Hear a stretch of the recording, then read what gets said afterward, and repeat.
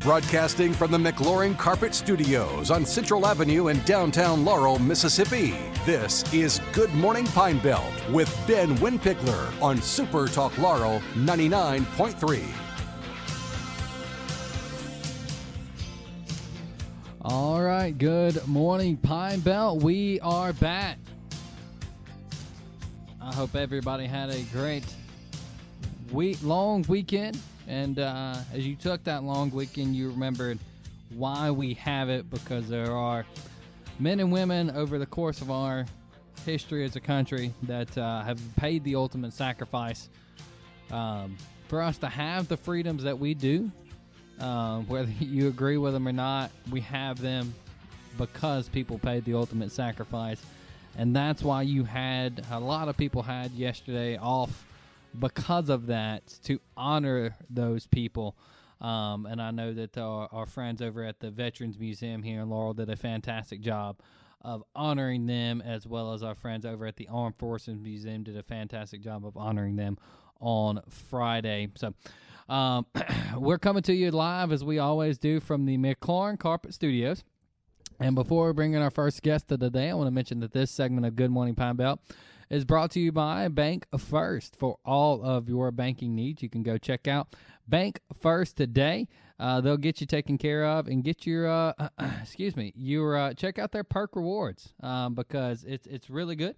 You actually going to get a lot of great things for signing up there with Bank First, just for being a member. That's all you got to do, and they'll get you taken care of as well. It's a lot of personal service they'll get you taken care of. All right, joining us now is Mr. Steve Thrash. He is with the Sertoma Club of Laurel. And Mr. Steve, it's baseball season. We're kind of right here in the middle of postseason, but for Sertoma Club, y'all are just getting started there with T-ball. And Mr. Steve, thanks for joining us this morning.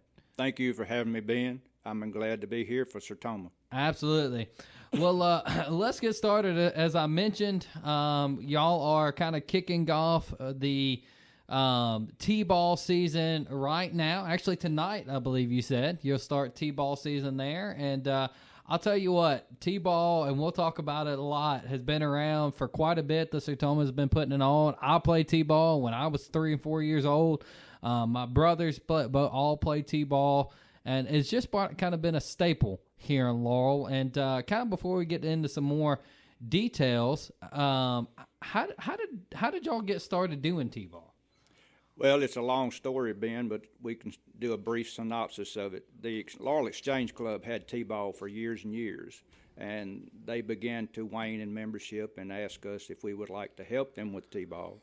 And, of course, they kind of gave it to us. Mm-hmm. So we've had it ever since. Yeah. So we've been doing it for over 45 years now. Wow.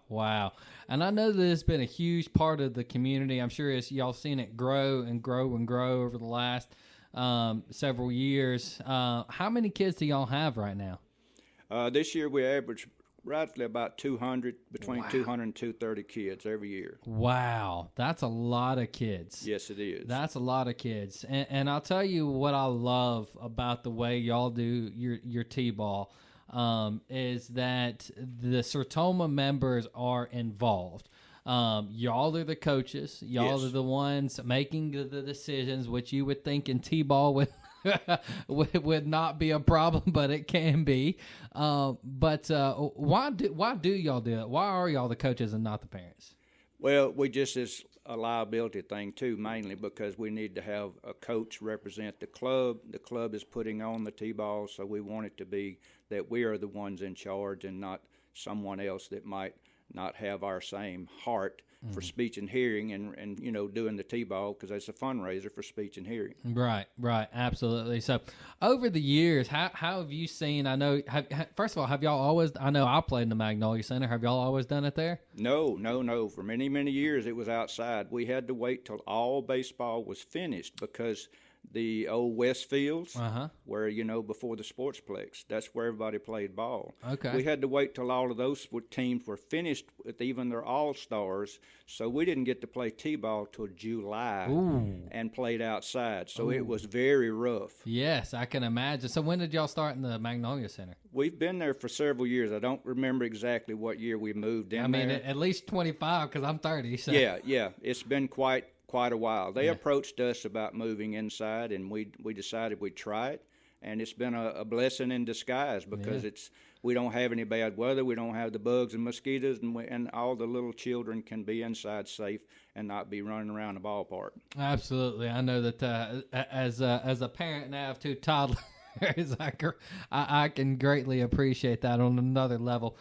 So before we kind of get into why y'all do this, you briefly mentioned it, but over the years that you've done this with Sertoma, how have you seen it change? And I know y'all actually added something this year that's really special. Yes, it's changed through the years. The ages have changed because years ago it was the older children that didn't get to play Dixie Youth Ball, but now it's the smaller ones. So we just have a lot of good fun and a lot of good times. Mm-hmm. But this past year we were able to incorporate, and we were approached and incorporated 2 special needs teams that are added to our Sertoma League. And they play separate from us. They don't play the regular children. Yeah. They play each other because they are special needs children. Some of them have autism, different needs, and it just works better. But this year we actually were able to add 2 more teams, so we have 4 this year. Wow, that's awesome. So 4 special needs teams, and they kind of play their own schedule. So I know sometimes as someone who has worked a little bit in Little League baseball and softball, that unfortunately T-ball can, for whatever reason, get a little bit competitive. Oh, yes. And don't get me wrong, I'm all for teaching kids. You do want to win. You want to learn the game and to win. But my gracious, when they're 3 and 4 years old, you just want to teach them to run the right direction and not pick their nose the whole time. So what's y'all's approach to T-ball that's maybe a little bit different? Mainly, we just tell them and stress to have a good time. Yeah. We're going to teach them to catch the ball as best we can. We're going to teach them to try to throw the ball. Mm-hmm. But mainly, it's about playing with each other, getting along with each other, and playing and having a good time because, 3 and 4 year olds, their attention span's not very long. As you said, some of them can get out there and pick up a pocket full of rocks. Yeah, and mine would be one of those. So I completely understand that. And what I love, too, is, like you said, y'all are out there having a good time. You're teaching them to play together as a team, and that's what's really important, isn't it? So over the years, too, how have you seen it impact the community? As far as the community, it's been a fundraiser. T-ball, the Sertoma T-ball has always been a fundraiser. Mm-hmm. We sell raffle tickets to the children to raise funds for speech and hearing. And we have a very large budget for that money. We give away tons of money each year for hearing aids, those that are not able to buy a hearing aid or maybe don't have insurance. And we also help different needs in speech and hearing products and different devices that somebody might not be able to. We just purchased a device for the Northeast Jones School for their special needs children class out there. It's a special board that they can use to interact with. Yeah, and that's what the Sertoma Club as a whole is about, is to helping those in the hard of hearing community, especially children. Yes, that's our main philanthropy. But we also have donated through the years to other options and ups of things too. We actually were the first one to buy a drug dog for the Laurel PD. I didn't know many years ago. We're talking about in the 70s. Yeah. So how long have you been a part of the Sertoma? I've been in Sertoma for about 26 years myself. Okay. Now we've got some members that have been in it the whole time since it was chartered and created in 1976. Yeah. Wow. Well, excuse me, Mr. Steve, I know that y'all are starting tonight, and y'all always typically start around the end of May, correct? Yes. Okay.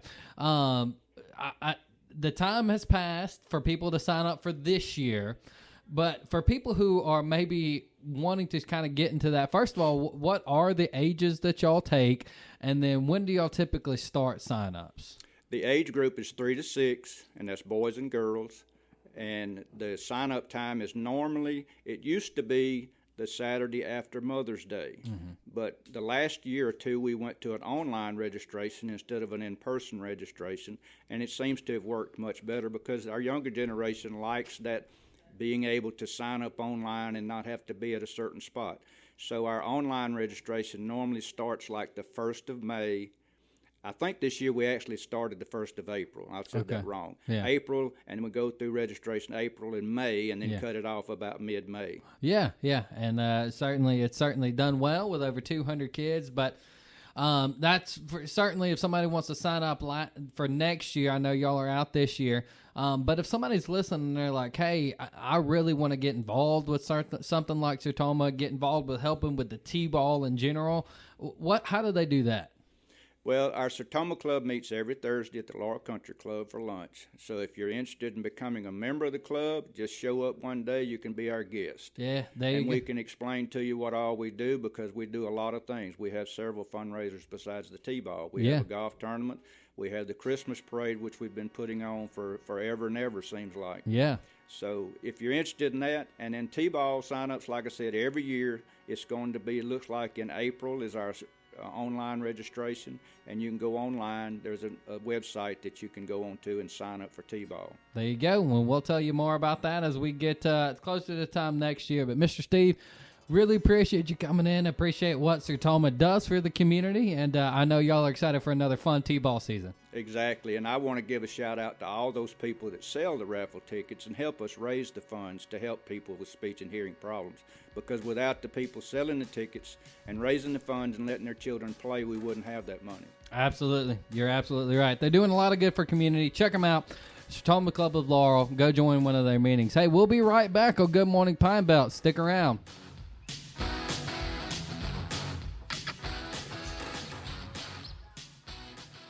You're tuned in to Good Morning Pine Belt on SuperTalk Laurel 99.3.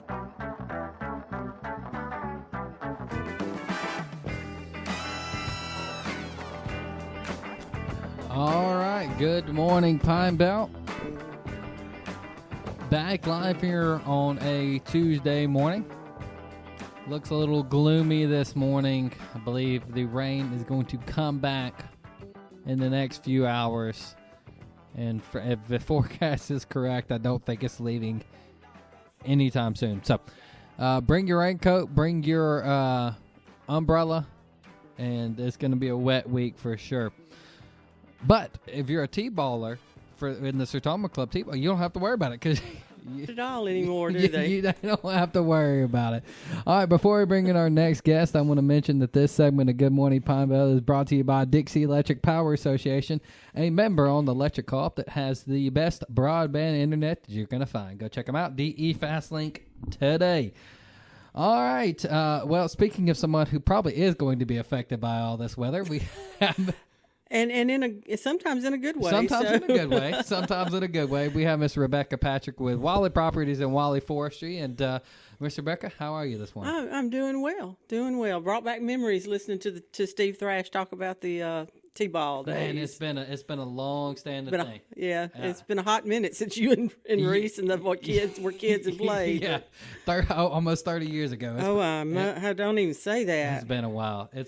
Well, Miss Rebecca, I know we joked about y'all being affected by weather, but we got lots to talk about, so I'll let you kind of kick it off. Well, since you did say that about the weather, I'm going to start with what I was just talking to my boss about on the phone. Yeah.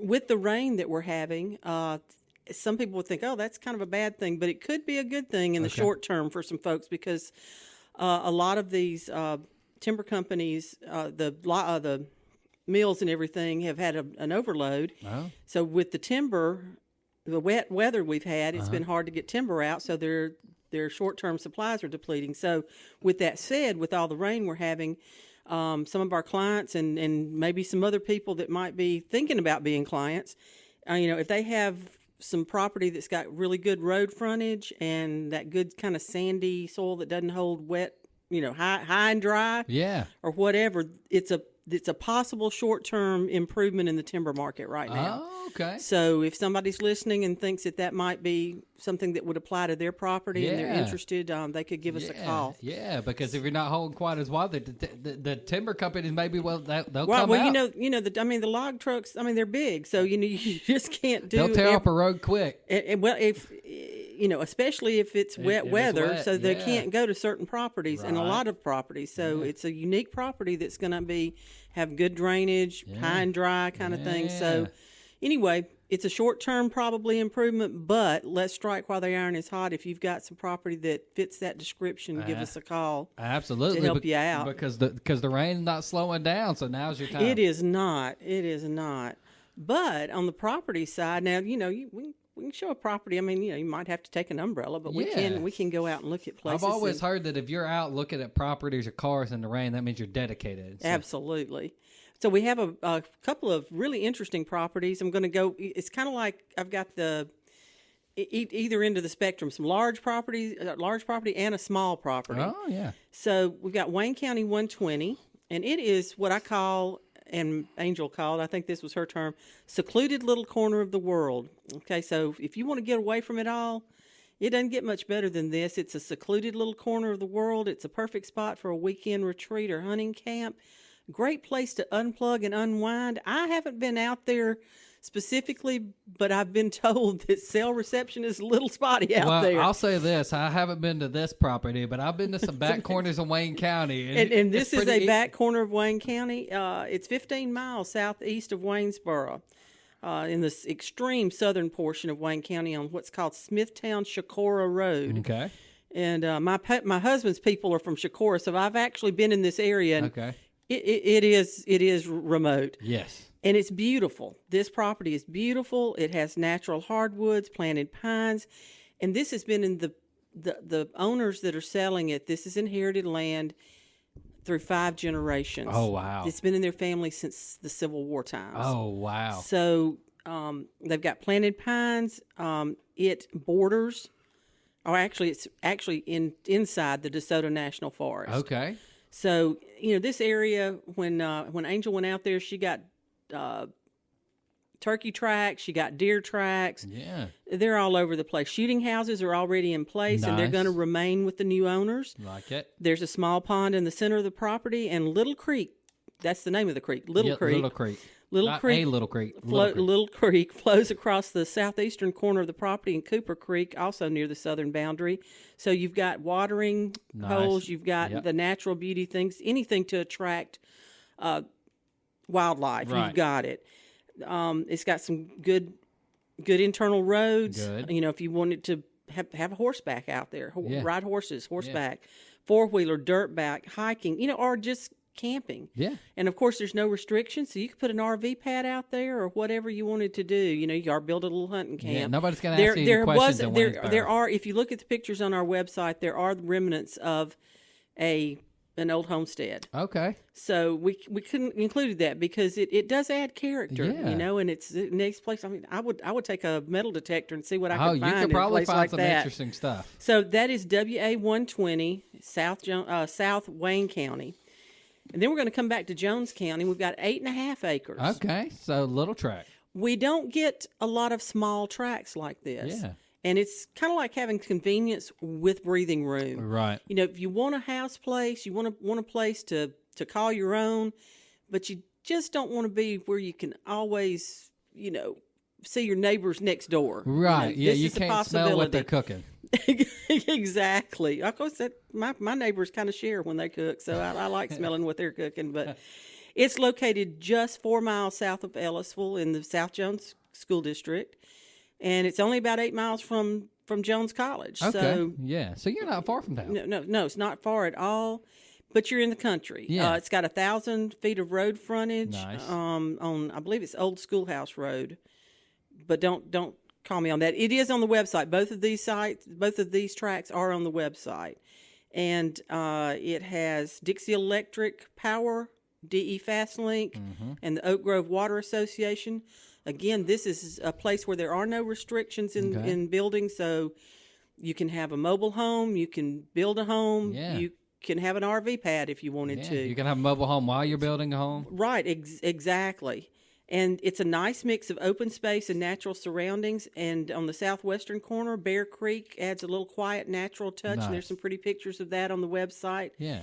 So if you're looking for a home site or just a small investment or a piece of land to call your own, this is a property for you. Absolutely. And 8.5 acres is just big enough, like you said, to where you're going to space out. Exactly. It's not going to take you forever to cut it. Right. If you do it right, and you're a hunter, like my father-in-law has 10 acres, he has a little hunting lane set up. So, I mean, exactly. It's just big enough to where you've got room, but just small enough to where it's not a giant camp. Yeah, and I'm sorry I don't have the exact road location, but it is just south of Ellisville, and it is on our website. It is JO 8.5.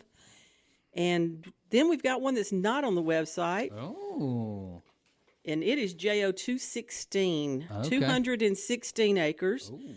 It is in the Ovet area. Ovet. Actually, a little bit east of Ovet, Okay. east of downtown, I guess. You could be an Ovetian. And it's a place that's been in a family for a long time. Yeah. And it has many ponds. It has a lake. It has open pasture. So if somebody's looking for a place for cows. Yeah. Or horses in that area, if you go riding around, which we've established, I go riding around a lot. Yeah. And you see horses out in that area of Jones County. You a do. lot of folks have horses over in Yes. in the Ovet area. Yes. So open pasture, cattle, horses, Perfect whatever area. you want. It is perfect. And a lake, my goodness, all kinds of possibilities. You can fish, and enjoy yourself. Get outside, enjoy. So, those are the three big ones that we've got right now that we're looking at. And we are always looking for some inventory, too. So if someone, and of course, we do specialize in rural properties. Yes. So, if somebody's listening and they've got some land that they're just not doing anything with, or Right. the kids aren't moving back to Mississippi or whatever, we can help you out. So we'd love for you to give us a call and see if we can help you. Yeah. Or if you're looking, like we talk about all the time, looking for a specific property and they don't have it right now, you put it on a wish list. Absolutely. I do get people a lot. What's one reason I mentioned the 8.5? I have called a few people too on this, but not everybody's looking for 100 acres. No, that's right. Not everybody needs a large piece of land. Somebody just wants that little piece of heaven, though, Right. that little piece that they can call their own, and it's a little bit more than what you would find in a subdivision. Right. But not too much. I was just telling somebody the other day about that 5 to 10 mark would be a good range for me. I don't want too much. And it's really hard to find. It's really hard to find those smaller properties. So when we do get one that comes available, they probably go quick. They do go quick, so please give us a call. There you go. What's that number and how do they get in touch with you? The number is 601-477-3014, and our website is Walley Properties, WALLEY properties.com. And we do have a new site that It's very nice. I've seen it. It's very nice. Well, thank you very much. I had nothing to do with it. Well, I mean, I did have a little bit. But, a little bit. But no. Angel was the point person on that. And, there you go. And we did a good, but it does look great. It does. They did a fantastic job. Well, Miss Rebecca, we'll talk to you next month and get more updates on what y'all are doing over there at Walley Properties and Walley Forestry. Thanks so much. Yes, ma'am. All right. When we come back, we're going to talk some Southern Miss baseball. Stick around. Good Morning Pine Belt. We'll be right back.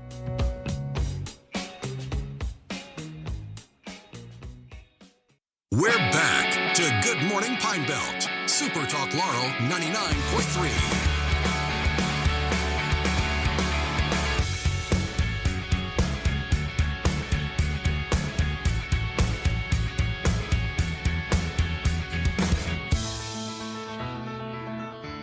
All right. Good morning, Pine Belt.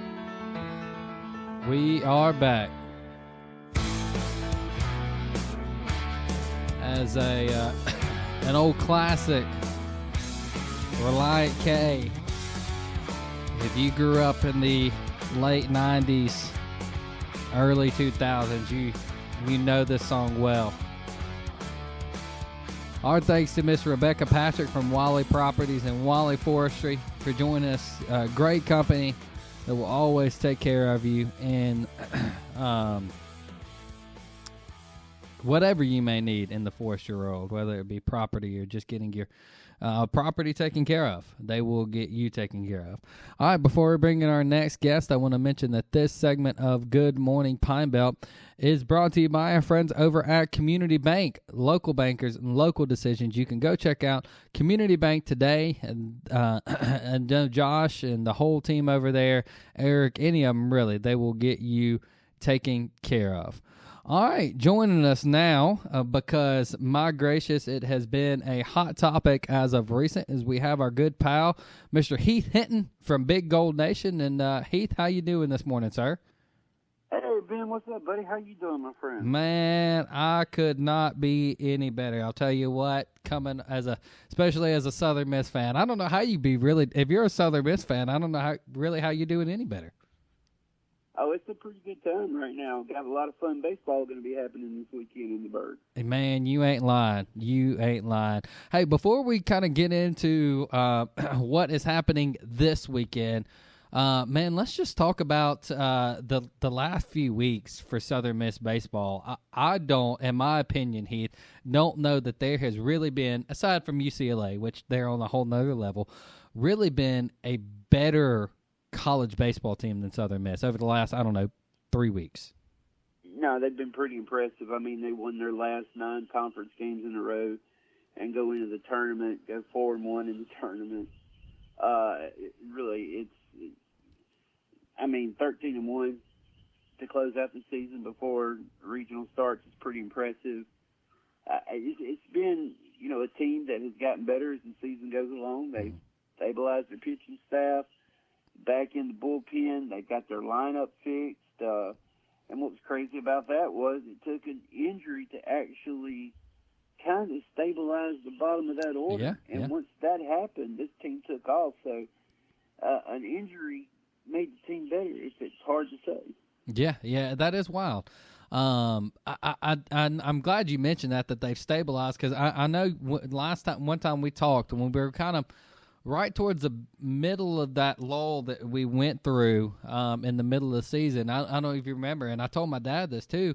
I said, I think some people forget that this is the same team that started out 15-2. Just because they're going through a lull in the middle of the season doesn't mean that it's going to be the rest of the season. That I think, how quickly people forget. Yeah, and look, baseball, let's be honest, baseball is a game of up and down. It is a game that's based off failure. I mean, think about this. A 30% success rate gets you in the Hall of Fame. That's right. At the plate. Yeah. So, it's a tough game. It's a game that you get hot, you get cold. There's ebbs and flows. I know that's an old saying for baseball, but it's so true. Yeah. And the team, during the middle of the season, it's a long season. But here's what's crazy. No point in the season, in each third of the season, did they have a losing record. Yeah. At no point. At no point in the season, they lose 3 games in a row. It was a team that was good at the start. They're still good, just going through a lot. Now they're playing their best baseball at the end of the season, headed into the regional. And if Coach Ostrander and the staff, you've got to be really excited what you saw. At the conference tournament, you have to be thrilled. Man, you ain't lying. Well, look, let's talk about that conference tournament for a little bit, man, because we went into it and had a tough game, but we pulled it out against Georgia State, and then, man, some really just an exciting 3-game battle with Troy. Yeah, it was. I think one of the top moments ever in baseball at Southern Miss would be the Dre Barrett walk-off grand slam. Absolutely. To beat Troy 7-6, and just the way that inning progressed, and then with 2 outs, kind of loading the bases up, having the bases loaded with Russo, and thinking, this is Russo moment. Not so much he strikes out. Troy's got a really good pitcher on the mound. He gets 0-2 on Barrett, and then he just throws a fastball that Barrett turns on and hits it. And I still think it hadn't come down yet. No. If you've been to this stadium, that thing goes out of the stadium, past the train, out in the woods, past the stadium. It was a bomb. Yeah. Or as the kids like to call it, was a nuke. A nuke. It was, and then the emotion you saw from the players, and here's what's crazy. You got to tip your hat to Troy. Yeah. Because after that, they had to play again. They had to come back and beat South Alabama, and then turn around and play Southern Miss again that same day, and they beat Southern Miss. They just wanted the game more. And I think sometimes you look back and the loss is not a bad thing. I think maybe that loss kind of the guys started really, I don't want to say feeling too good, but really felt like, oh, we got this handled already. But that loss woke them up and said, no, we can't be like that. And then they went out and they dominated and won the next two games to sweep the regular season championship and the conference tournament championship, which for Southern Miss hasn't happened since, I think, 2018. In Conference USA, so an incredible season. It really was, man. It was an incredible tournament. And, man, back to that Barrett home run.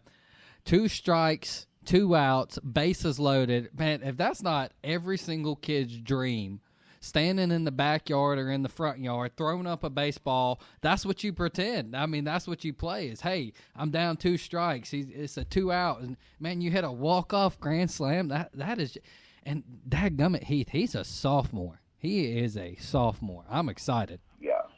He's a sophomore, and he's a kid that's coming into his own the second half of the season. I mean, you look at what he's look at the way he's progressed, and something else. People, he was hurt. Mm-hmm. They bought Long in at third base, and Barrett moving to DH wasn't a bad role for him. It seems like he kind of took to it, and because of that, you had Long move at third base. He's been playing really well. His defense is uncanny, Right? And it just made the team better. So if you think about turning around this team, Barrett is right in the middle of that, of what happened. Yeah. So just happy for him. Good kid.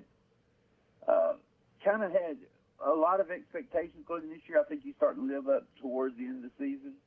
And it's fun to watch. He had a really good tournament. Yeah, he absolutely did.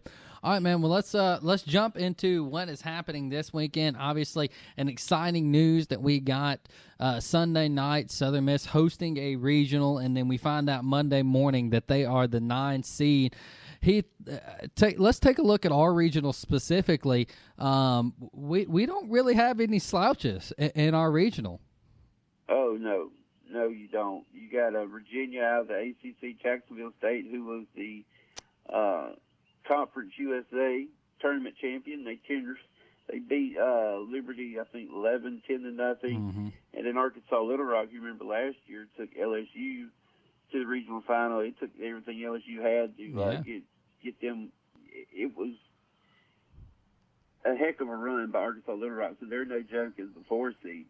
It's probably, it is one of the toughest regionals, and by RPI-wise, if you look at the 4 teams, it's the second highest-ranked RPI regional in the country. So It's no cakewalk by any stretch of the imagination. No, it's absolutely not. I was looking, me and my dad were looking yesterday at the Arkansas Little Rock team, but I'll tell you, Heath, what team really, really worries me the most in our regional is Jacksonville State. Yeah, I'm telling you, they're a good team. Now, they're not overly powerful. They're not going to beat you that way, but what they play a lot of small ball. Mm-hmm. They a lot of base hits, get on base, bunt guys over. They're just pesky at the plate, pesky on the base path, hard to strike them out. Don't have defensively, you look at them, they just make all the plays. They're very fundamentally sound. Don't have the strongest arms in the outfield. But they don't allow they don't allow mistakes to happen, which leads to bad things happening when you allow for mistakes. Anytime Southern Miss gets in trouble, it's always because of error and walks. Yeah. In innings. Yeah. Get that, leave it. So playing Jacksonville State, you're playing the Little Rock team, much like them. Yep. The key to this is getting the first batter out in every inning. Yep. An interesting thought: they lost to Troy in the conference tournament. Troy got the lead runner on 7 of the 9 innings. Wow. So it's very important for this team to get the first out of every inning. Yeah, you're absolutely right. We can talk a little bit about the other side of the regional when we come back. But, Heath, I just want to say, man, the Sun Belt has 5 teams in the tournament, man. How big is that for the Sun Belt? It's huge, more than the Big Ten. Yeah. And they expanded. And if it wasn't for them expanding and adding some West Coast teams, they'd be a 1-2 bid league. So I just think it's incredible. I think the Sun Belt is a power baseball conference. I think we're seeing it. Like when you get a top, 60 team that doesn't make your conference tournament, that ought to say something. That happened with Arkansas State. So, yeah, the Sun Belt is a really, really good baseball conference and a really, really deep baseball conference. It's going to get better with Louisiana Tech coming in next year. Yeah, you're absolutely right. Well, Heath, as we go into the break, when we come back, I want to talk a little bit about the other side of the bracket. I want to ask you about kind of the Southern Miss culture, and then I'm going to ask you, and I want you to kind of be racking this around in your brain. I probably already know the answer, but I want to get your thoughts on the biggest snub of the NCAA bracket. I know who mine is. We'll talk about that. Lots of college baseball going to be happening over the next few weeks, and to me, college baseball is the best sport there is. So we're going to talk a lot more about that with Heath from Big Gold Nation. So stick around. Good morning, Pine Belt. We'll be right back.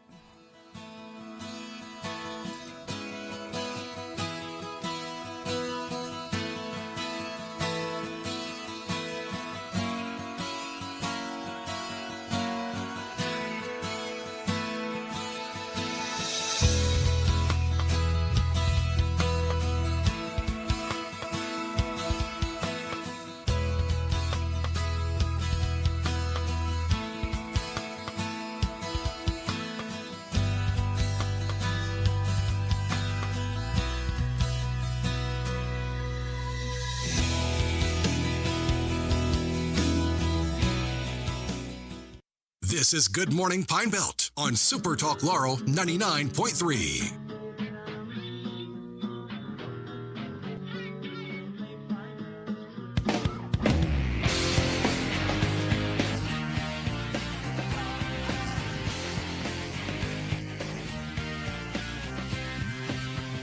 All right, here we go. Final segment on this cloudy Tuesday morning. Coming to you live, as we always do, from the McLaurin Carpet Studio right here in historic downtown Laurel. Thank you for listening and tuning in wherever you may be. Don't forget, you can always go back and catch us on our SuperTalk Laurel YouTube page and catch anything that you may have missed. All right, we're going to continue our conversation in just a second, but before we do that, I want to mention that this final segment of Good Morning Pine Belt, as always, is brought to you by our good pals out at K-Rocks. That's right. Here in about 10 minutes, Rocky and the team will be, the fryers are already heating up. They're getting ready, getting that oil hot and ready for you. It's fresh oil that they get in there for you, so you know they're making it to order. So it's hot, it's ready, and go check them out over there at K-Rocks. And hey, even if it's raining, you can still go next door and get you a snow cone or a shake over at Crazy Cones or frozen lemonade. That's delicious as well. Go check them out. K-Rocks today right there on Highway 11 by Jones College. All right, we're continuing our conversation with Heath Hinton from Big Gold Nation. And Heath, as we went into the break, I asked you, and I'm going to get to this first, your biggest snub of the NCAA baseball tournament. I think I'm going to be the guy that's going to be like everybody else. It's Mercer. Oh, yeah, no doubt. 28 RPI. 40-plus win season. They beat number 2 Georgia Tech. They won a series over Troy, and Troy gets in. They don't. You got to explain to me how 28 RPI is not deserving of the tournament. Yeah. I just, to me, that's a slap in the face of mid majors. Yeah. What's the point at that point? And then you allow a Kentucky in who a bad Kentucky team. The SEC series this season, and just how, why? Yeah. It's there's an explanation given by the chairman of the selection committee. Oh, it's bull. Yeah. It was like, well, we looked at metrics. No, you didn't. No, you didn't. They're 28 RPI, dude. I'm sorry. Well, That's the ultimate snub. it's like I said off air. They ain't looking at metrics. They're looking at dollar signs. So, Yeah, they think Kentucky might bring a few more people, but what they don't understand is like a Southern Miss. Mm-hmm. I hate to tell people from Virginia, Jacksonville State, Arkansas, Little Rock, there ain't gonna be many tickets. No, There just won't be. No. There never is because the peak packs out. That's So right. they're not. It's to me. That was a really throw off answer to a question that needed answering. Oh yeah, absolutely. Well, Heath, I want to jump to the other side of the bracket. I know we still got to win this weekend, but let's look at some what ifs. Matching up with the Gainesboro Regional, that looks like a pretty tough one. Yeah, them bad boys got Troy Yeah, in there too. Yeah. And I think Miami's in there and Ryder. Mm-hmm. And Ryder. That's not an easy regional, and Troy is playing really well right now. They got some really good arms out in that pen. They're going to give problems. They're going to be a problem in that regional. So you don't want to look ahead, but say a Troy comes out of it, Mm-hmm. and Southern Miss comes out of Hattiesburg. Southern Miss would be the host. Yep. It would just Man, how much fun would that be to have a Troy and Southern Miss Super Regional? That would be just about the funnest thing you could do.